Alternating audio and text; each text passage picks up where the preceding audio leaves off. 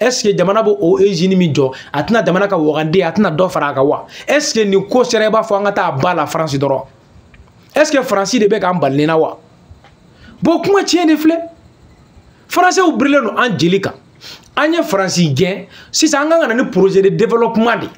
a ba la France donc on aura alhamdulillah an bew kele ke nyongo fe ko ba wa mba do dié be wuli France kasa be mo fe ne mas ne ninte ki fe fo kaburu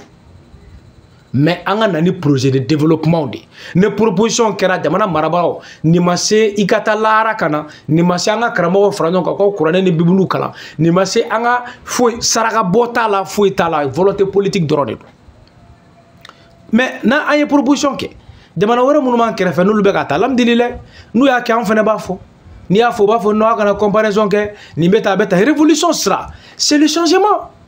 ibebe ka toucher ka couche bela c'est ambora saka kirita oro mais magistrat ka niveau la abaka uka kiriro abaka chitike to ki foko ka mo datuguli dabla ko kasote frafina dambe abaka maka couche bela économie comment on appelle formation professionnelle famille industrie ibebe ka toucher ni bela en même temps avec la guerre qui tourne ka terrorisme kele maintenant kumana wa fo non mal Burkina ne fente kele Burkina jamana dew vraiment ala ibe garsige ja ay jamana de nyuma ne soro do reba fu dala ere ne afo ngugo kuma de labla ko malle ne ta faso fe ala ni kuma jugu ba de kanyashi jamana ma ko malle ta faso fe ha emi miri ko capitaine Ibrahim ego ko ala o garsige ja ko Burkina peuple be Burkina fe certes iko kuma tienke mais ngo Burkina fe ne peuple e Burkina masa ka u fene de misali o de peuple tu ula sinon ma dami bagea ngo dami bagena ka Burkina o kunte masaka doya peuple de kuntia mais anga kuma u fa tienka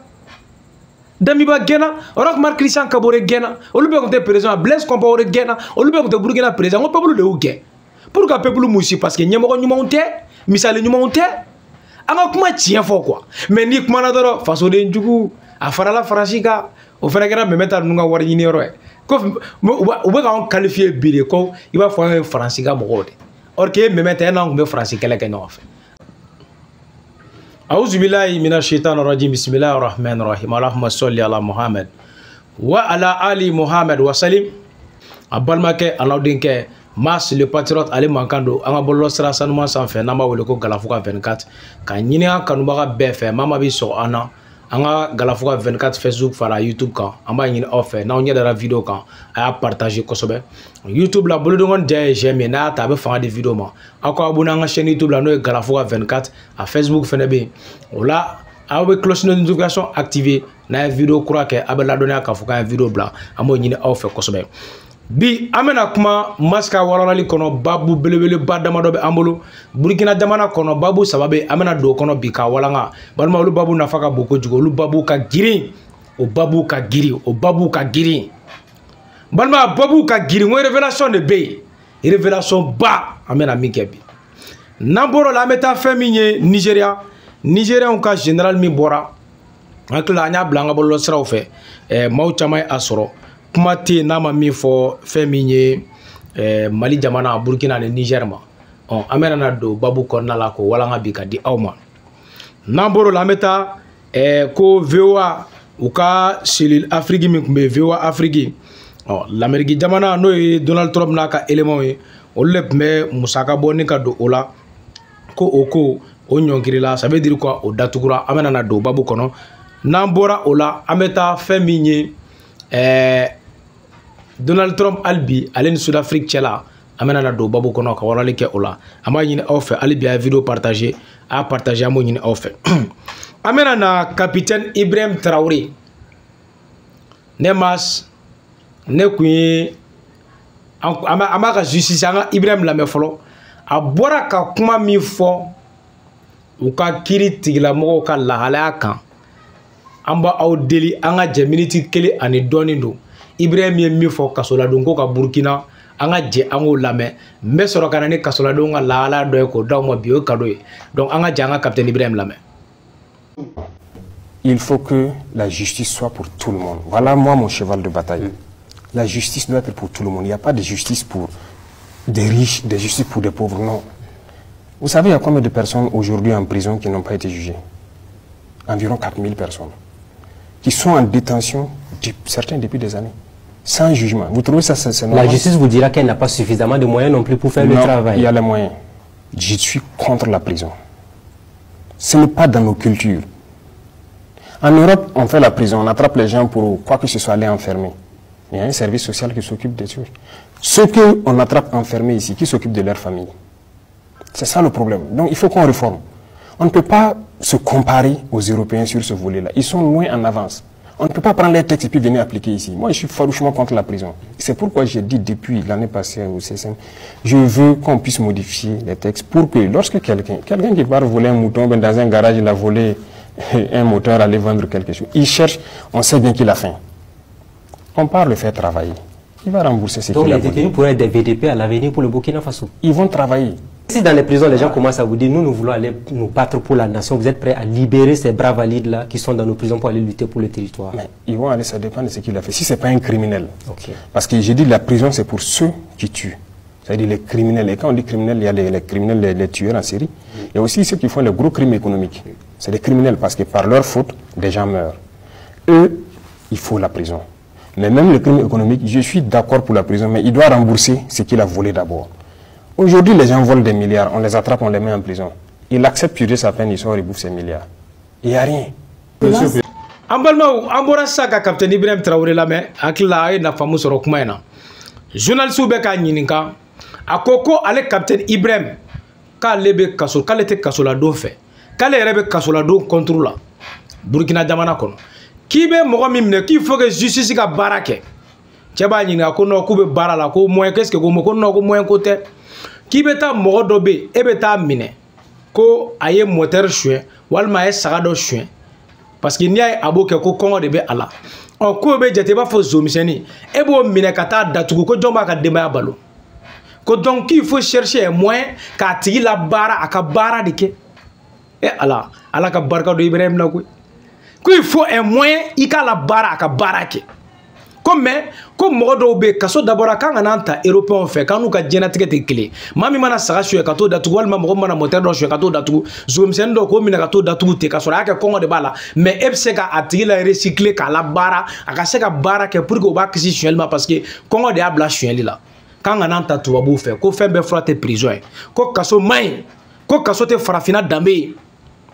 Captain Ibrahim le flene ka fo ako chodi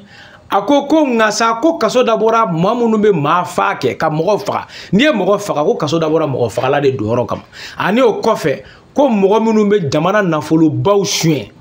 ko lu de zombaw ye ani ma fa la baw ko lu de kanga do kaso la parce que ko ni iba e ko anga kiru bolu mine ko lu datu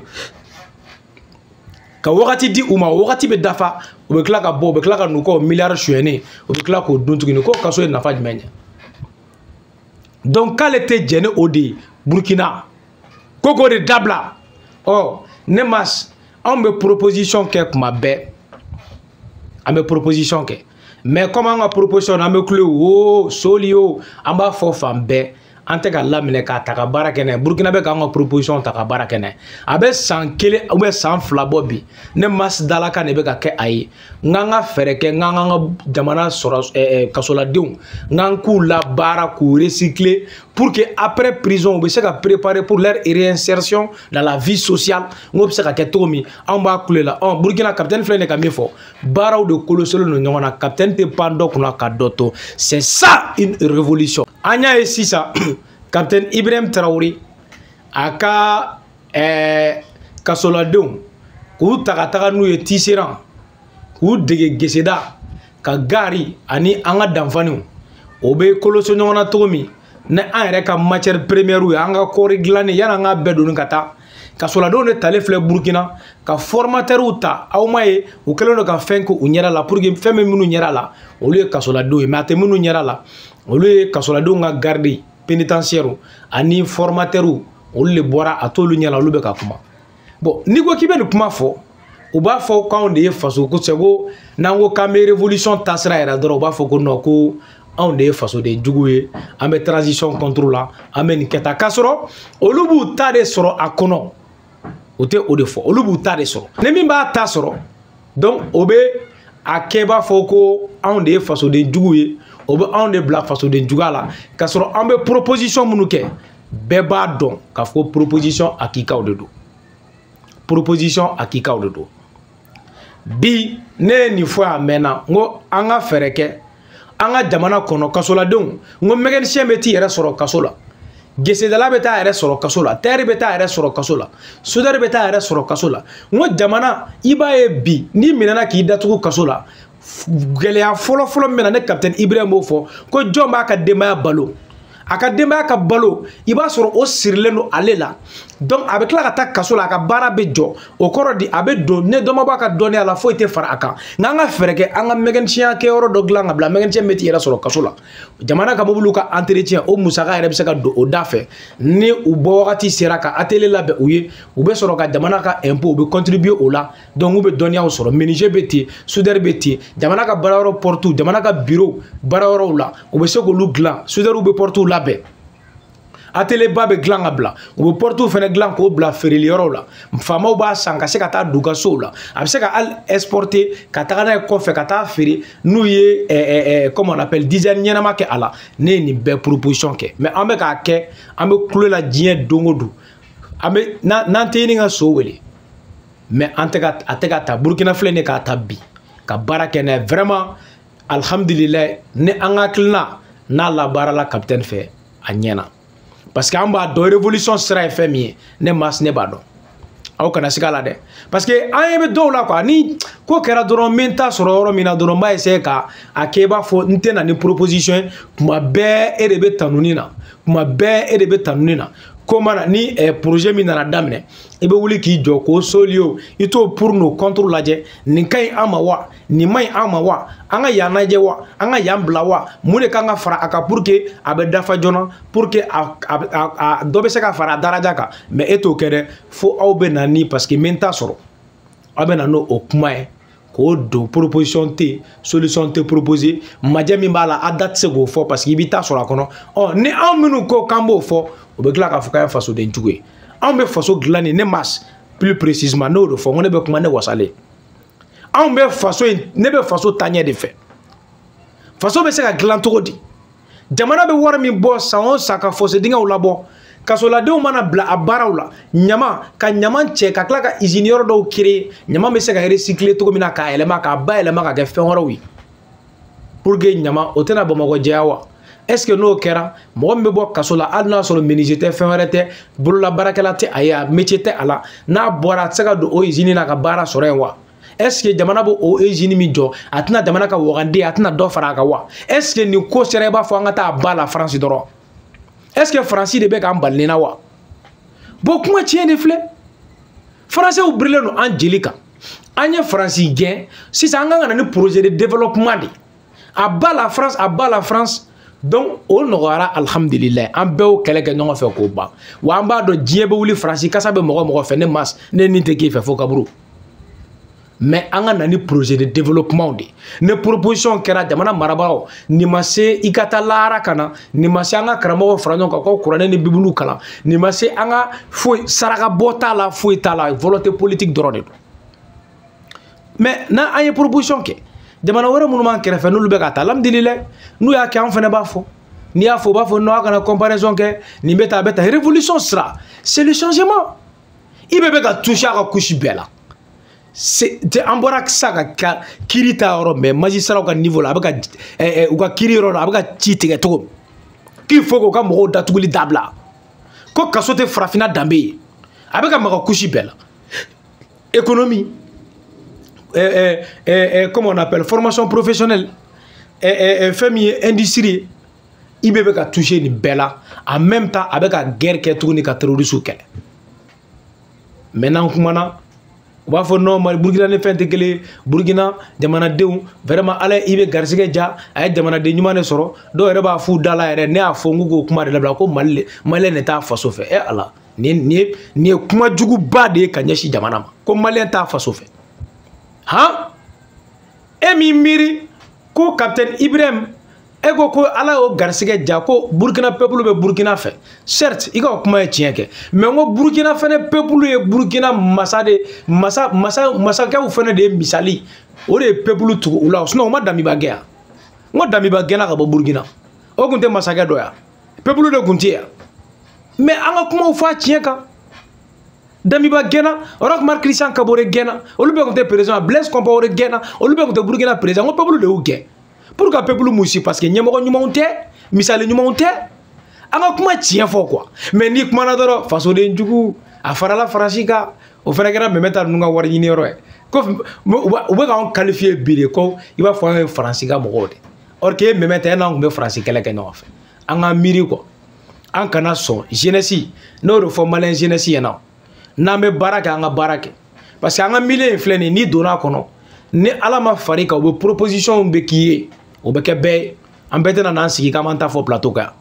mais ibe sey yere la ibe ala de deli yere ko ala ki kisi ko mali jeunesse problème flene ne na foloko capitaine Ibrahim bara wara ketuni balma bita ka digoy anga jango fene laje aye ogol so belebele bado joli o baraw damne la ko justice o be ka sorasi munu be sa terrain kan olu dew ko lu tagatu do pip ko ogol so ina ou be internet kono na kadiye na madiye fene be boka tika so ko u kele fene tuna to parce que u kele ngana to nyonga o kana na stressi do demsen woro be se ka intégrer kono pour que o be se ka stressi bo ou la parce que e face ale no kele gayoro la ne face ale no kele gayoro la bon na an re dama tora nanga angoisse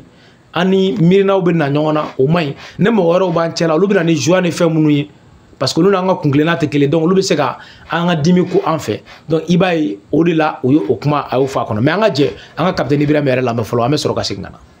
Pour les pupilles, comme je l'ai dit déjà, on fait petit à petit à travers le ministère de la Justice. Vous suivez un peu.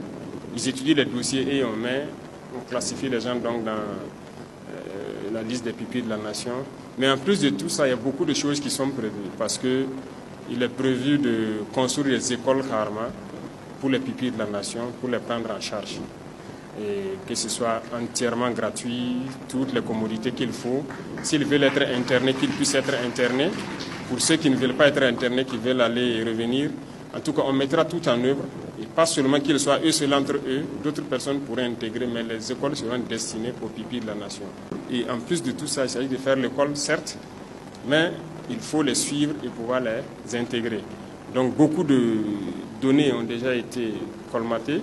et nous avons, je dirais, un itinéraire technique pour les pupilles. Donc, en bora sanga capitaine Ibrahim Lame, abora ka ira ka fo nyo kol soko mi foyana, aya ira ka fuko ni ndu. Capitaine Ibrahim ye décision nota oduna no foyana ko sorasi munu mbe kelege yorola. Koni sorasi ge wulila kaka téléphone sonela na ya musodo. Abe joroni fen folo mi a muye deun soro. Muso mumbila korima banade ko de bega sorasi ka jore psychologiquement ko obligé sorasi ke aklika. Capitaine Ibrahim ye enrôlement ke ka sorasu amo ou ka amo suguro do ku ka muso ka prise en charge ke kele que no i chebet kele ke la i ko mana bana premier soin ni fon ko e jamana tay i ka furakeli o i jamana tay. Capitaine Ibrahim no o ni émission ke angateme bo bita ko minu sarade u denw ka se ka donda la sini u ka kala ɲuman sɔrɔ u kana se ka fantanya kana kɛ sababu ye ka dankari kɛ u ka diɲɛnatigɛ la ala balimaw wallahi di ala tɔgɔ ye capitaine Ibrahim Traoré ne ma kalela ala la ala b'a kisi ayi tubabu kana da diɲɛ ko bɛɛ ma u ye tɔma faga cogo min i bɛ taa tɛ kɛ ten dɛ n dalen n'o kelen na parce que mɔgɔ o mɔgɔ ala k'a tura maga sa comme n yɛrɛ balimakɛ don k'a Traoré ni yɔrɔnin man di Fidel Kasuru ye a tun bɛ fɛ i bɛ ka kɛ ko ne ye quoi a ye a fɔ stafurula Fidel ale ni Wurigatu Jara donc nin ye Traoré ye dɛ nin ye Traoré fo ka taa se Umaru Ve ma Umaru Kone donc c'est pour dire que vraiment capitaine Ibrahim Traoré a bɛ ka révolution sira yɛrɛ de ta Burkina jamana kɔnɔ. C'est ça un révolutionnaire. Un premier à se sacrifier et le dernier à se servir. Amé c'est que comment il est quand. Ala ka barka do capitaine Ibrahim. Vraiment ne be do kaye ala ka barka do ala, ala ka barka do Ayashi la, ala ka barka do, tu sais, anga jamana nunu Mali, Burkina, Niger, ala ka barka do ola. Ambe do ku be. Ala ka hakili ɲuman di ya rabbi. Ola ambe do anga babu femi anga babu flana. Nigeria u ka général do be. Ale général ko Musa général Musa Muyere, ale fene donondo manamana kan fo do la sisan. Bololo sira o sanfɛ Musa a bɔra ka kuma. A ko togo di? Voilà, tɔgɔ ko Christopher Musa, général Christopher Musa. A ko a ka kuma kɔnɔ ko l'état-major général de la défense du Nigeria, le général Christopher Musa a averti que si la République du Niger, du Mali et du Burkina Faso ne reviennent pas à un régime démocratique, le pays pourrait subir des pertes importantes. Les 3 pays d'Afrique de l'Ouest sont sous domination militaire depuis quelques années. Ils ont également quitté la communauté économique des États de l'Afrique de l'Ouest et ont formé l'Alliance des États du Sahel. Moussa souligne que les échecs de leadership dans ces pays affectent directement le Nigeria, exacerbant des problèmes comme la pauvreté, le changement climatique et l'instabilité. Nigérien au chef d'état-major de l'armée à côté de nous Musta Christopher ka aye la dilikanke ka nyeshi Mali jamana ni Burkina jamana ni Niger ko tant que no oluma bo sorasi fanga kono kana beje fanga la kala tara mamunu nye ko anga jamana nunu mena kololo soro mi no kololo famba ka be na bonya kosobe ko ni jamana saba nunu ku be sorasi fanga kono ka be santama bobi aklala ka mufo ku klala ka uyere samatuguni ka bo CEDEAO kono e ku klala ku yere ka jagulu sigo jagulu mi to ko IAS o kofe akoko ko niya e ko eshagi ko be ka keni jamana nunu konna la ko eshag mana keni jamana nunu kono ko o eshagi directement ko be Nigeria touché donc ka be dangarke Nigeria la abena ni problème de fantaya Nigeria ani changement climatique ya era taro oblan changement climatique sugudme. Donc avec kuma ni wale ne kan ni l'instabilité ani basigi balia ni général ka kuma amena na mimana noga ama amena na oda okan ko ke somo sama général ka to odi Bola Ahmed Bola Tinubu ma balmaou ni actimi non seulement barabaral kamba kono provocation ba kono wa fene l'ingérence politique au fene be akono ni au argument quel est ta la l'ingérence politique est condamnée dans les lois diplomatiques die diplomatie charia be ingérence politique kon o ma so ama bo abeko ke akanu kuma kan kono bon ni aga wala jetemine c'est pour chercher un prétexte ku glo ola kanani awni alache sorasi be jamana do kono oni changement climatique fanj meme ñongo esrala ou be ñongo fanj me ne l'instabilité ko kam nan basigi balia est-ce que depuis sorasi nous mana fanga la bokoramte Nigeria wa depuis 2012 2010 ne akli bala orol de musumani keme saba Katou beche lycée kono wa soro sorasi mana fangala de wa soro je crois orok Marc Christian Kabore de kanga soro Blaise fe no wa soro Blaise yerebe Blaise taraka orok nana orok yoro te sorasi wakati kelen kono wa soro Mamadou Youssoufou be Niger wakati kelen kono wa soro ibega be anga fangala sorasi lycéen musomani keme saba ku cɛka taga n'u ye Boko Haram mɔgɔw u ka taa san caman kɛ u bolo u ka kɔnɔ da dɔw la a bɛ hakɛ to fo olu denw kɔrɔbayalen san ka sɔrɔ ka denw minɛ ka bogotigini ninnu bila ka na so parce que o mɔgɔw bɛ den ninnu na ka u dege kɛlɛ ni fɛnw na n k'o kɛra Nigeria jamana kɔnɔ donc ça veut dire quoi basigibaliya o bɛ ka kɔn ni régime ninnu ye ni régime ninnu yɛrɛ ka sababu ye Nigeria yɛrɛ ka da ka sunɔgɔ bi san 4 laban ninnu kɔnɔ ka na se san 3 laban ninnu ma o ye anw selen an ka frontière la k'u da sɔgɔ pour que ka dankari kɛ banbaganciw ka mobilité la sisan u bɛ lac Tchadi Tchad ni Nigeria cɛ yɔrɔ ani Benin ni Nigeria cɛ yɔrɔ u bɛ yen de kosɛbɛ mais fɛn min ye anw n'u cɛlaw ye AES jamanaw n'u cɛla ye anw kelen don ka dan ba sigi o la bi parce que anw b'a dɔn an ka danger bɛ se ka bɔ yen de ka na an na sɔrɔ voyez donc n'i ye instabilité n'i ye changement climatique ta o ye a ka o kuma tɛ sababa ye c'est pas un indicateur o ye acte ye dɔrɔn ne kuma tɛ n da an ka fɔ ko ji bɛ ji la jɛgɛ bɛ ji la a filanan ye instabilité fɛnɛ kɔnɔ o fɛnɛ tɛ sababa ye parce que o fɛnɛ ye ne kuma tɛ n da an ka fɔ ko jɛgɛ bɛ ji la pauvreté in fɛnɛ a ye glo sabanan min na n'i y'o sabanan ta k'a lajɛ i bɛ na ye k'a fɔ fantanyaw bɛ yen ka kɔn ninnu régime ɲɛ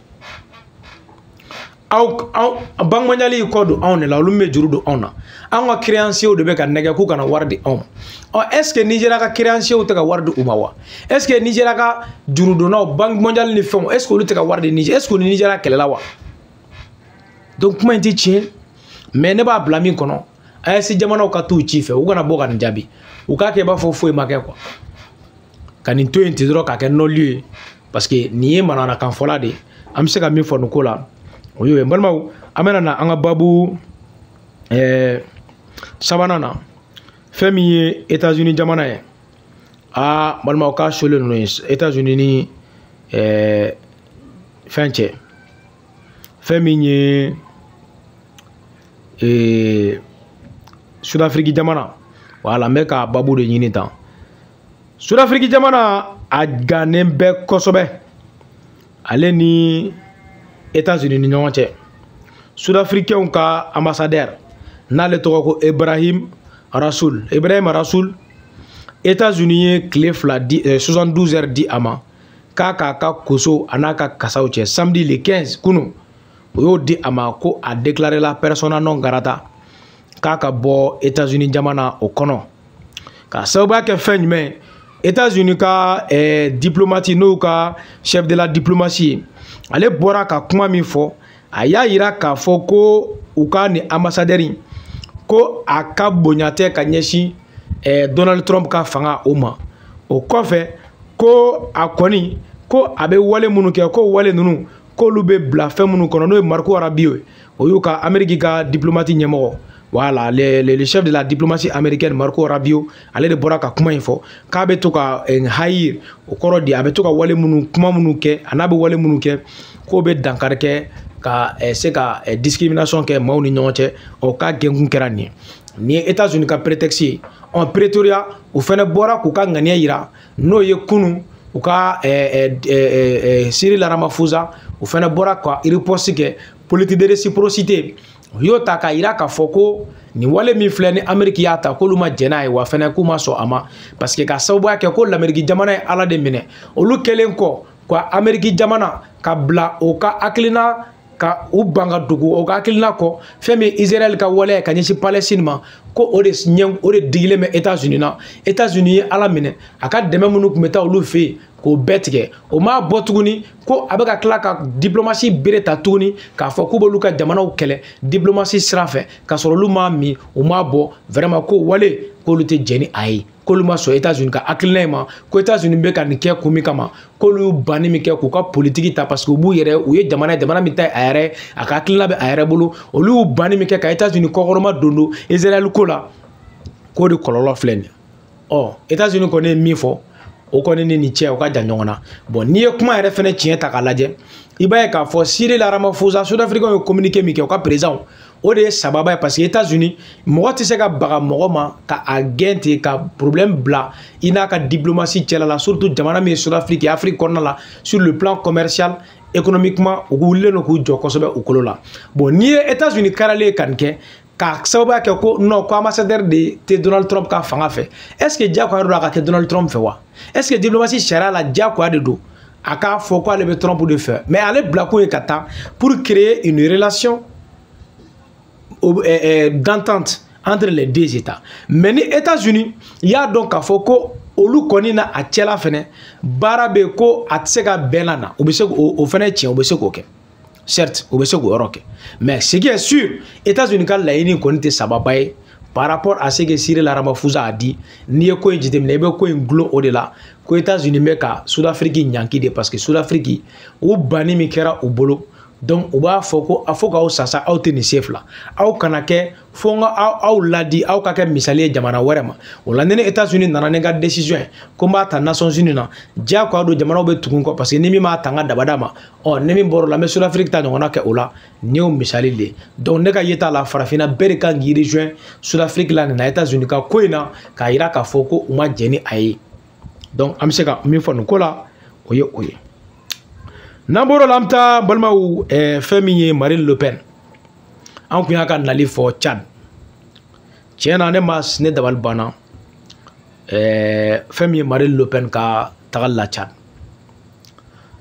balimaw aw b'a kalama k'a fɔ ko Tchad président a ye Tchad ka jamana avion présidentiel de lawuli ka taga Faransi ka député Marine Le Pen SRM droite o présidenti ka taa ta fo Faransi ka na n'a ye N'Djamena ka b'o la ka taa Andiaras ka taa ale yɛrɛ sɔrɔ yen avion présidentiel tchadien n'aw ma da ko la an ka jɛ an ka ja lajɛ anw tɛ fɛn fɔ k'an tɔ to kɔ an bɛ sɔrɔ ka segin ka na.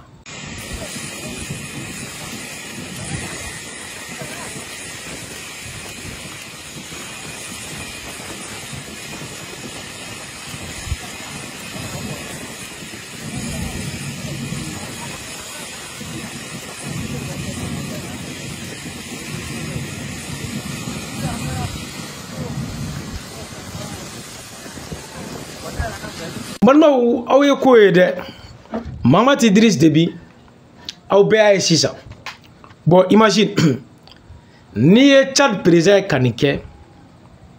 ka nin honneur bɛɛ kɛ Marine Le Pen ye ka cortège présidentiel bila avec tant de voitures a n'a ka délégation a bɛ voiture 20 bɔ a bɛɛ voiture de luxe ye k'olu bila ka taa Marine Le Pen ta a dagayɔrɔ la ka na n'a ye Tchad président dagayɔrɔ la Andiaras ka ni honneur bɛɛ kɛ ka avion présidentiel bila ka Tchadien denw olu ka citoyen lambda ka le pauvre comment on appelle contribuable k'o ka wari ta k'a don taji la ka taa muso ta n'a ye ka taga ka bɔ Faransi ka tila k'a ta avion na ka taa bila avion présidentiel la Tchadien denw ka wari la n'i ye nin ye a bɛ ko min yir'i la directement ko kelen dɔrɔn de don tu t'a la ta t'a la Mahamat Idriss Déby Marine Le Pen a bɛna a utiliser pour que ka se k'a kɛ sɛmɛyɔrɔ ye parce que famille Déby ka tiɲɛ baden de bɛ Faransi jamana kɔnɔ u tɛ se ka Faransi bila ten n'o kɛra a fa ye fɛn fɛn réaliser pendant des années famille ka o bɛɛ bɛ bin ji la tubabuw b'u ka compte burelenw wari la suyɛnenw na u b'o yɔrɔ dɔn bien matériel minnu b'u bolo u b'a bɛɛ yɔrɔ dɔn immobilier minnu b'u bolo u b'a yɔrɔ dɔn donc ale ni nanzara la bɛ ka fɔli min kɛ ɲɔgɔn kɔ sisan est-ce que Marine Le Pen utiliselen tɛ a fɛ k'o kɛ sababu ye sa a ka se ka situation in décrisper wa sinon à quoi ça sert ka Tchadien denw ka wari don avion na ko avion lankolon boli ka taa Marine Le Pen ta fo Faransi ka na n'a ye N'Djamena ka tila k'a ta ka taa Andiaras ka voiture bila a ka disposition na ka nana n'a ye ka tila k'a ta tuguni ka taa bila Faransi o avion présidentiel kelen na à quoi ça sert alors que bɛɛ dun bɛ Marine Le Pen ka position dɔn ka ɲɛsin farafinna ma maaw hakili b'a la Marine Le Pen de y'a fɔ yan ko pour que ka se ka farafinna faga ko Emmanuel Macron t'a dɔn k'a fɔ ko Mali ka Mali bila à terre ko un coup ye ko ni ale kɛ président ye k'ale tun bɛ mun de kɛ k'ale tun bɛ maliyɛn den minnu bɛ yen ale b'u bɛɛ gɛn ka bɔ Faransi ko ye Mali ka ko bannen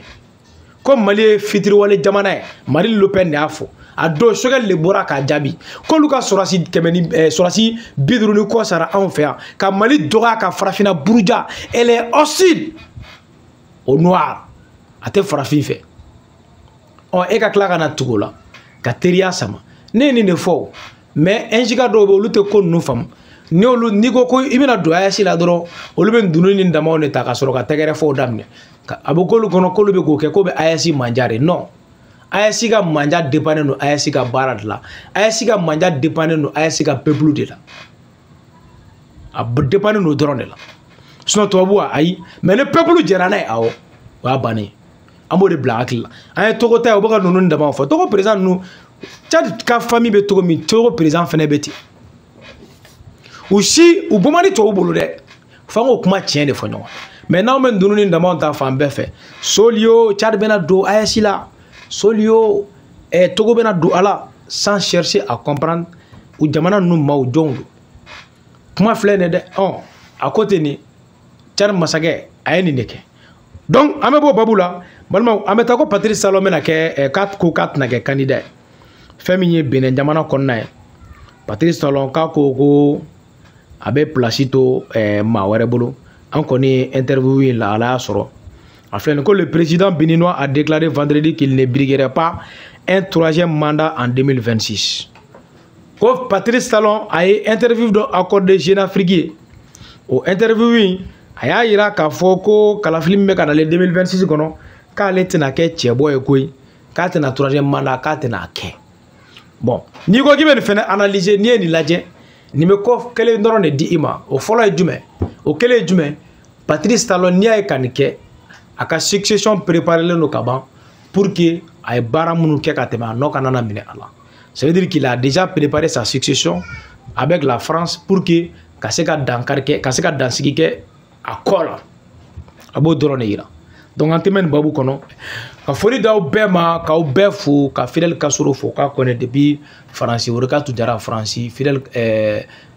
Amadou Traoré laski folono depuis les États-Unis docteur Marco folono les États-Unis Seydou Traoré nga chokoroba tonton Seydou ma fo depuis Dakar anaka dema bela jede kala ka kena ka anay ka foli di Kolokan Tidiane Valencia ana muso mu kona mu fo ka Umaru V ni asigero akumbe ka damne Abidjan boake fo ase malla atete bugula ma fo Umaru Kone Umaru V mfado ma fo ka foli di Seydou Jarama sécurité alimentaire sideri Niger konna la ana muso kalaban kono ambu befo ka walmano ka fona kon kala kulo ka kambe wati na taw kono